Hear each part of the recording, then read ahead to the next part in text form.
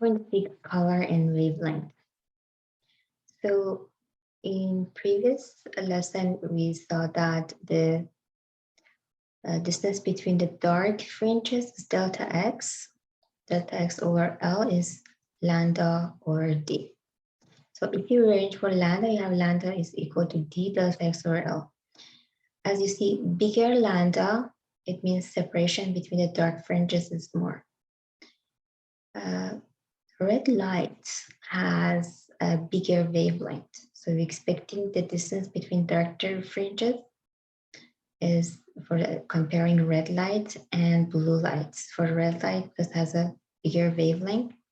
The separation between dark fringes need to be bigger. So looking at this picture, we really see for the red, the wavelength is bigger. The separation between these two dark rays is much more than the separation between these two dark fringe and the blue light. So we know that the prism will separate the different color of the light. The white light is calm, but this white light is consists of the colors. When it hits the prism, what is happening? This light going on under refraction. Since different color will go under different refraction. So for example, the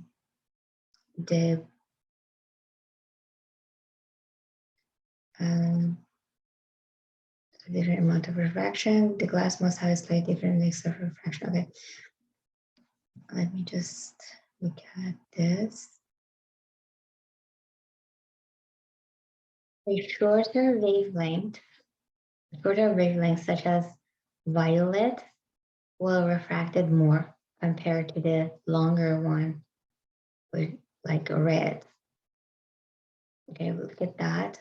Those blue one is bent more than the red. So these equations we had before. So n1 sine theta 1 is equal to n2 sine theta 2.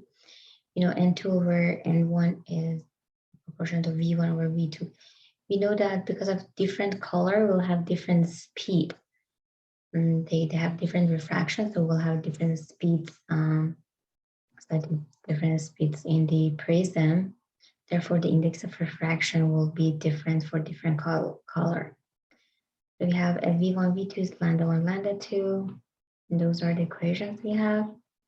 We know that the speed of the light in vacuum is 3 to the power 8. And if you have a lambda, so you can find the frequency easily like this. Okay, look at this question.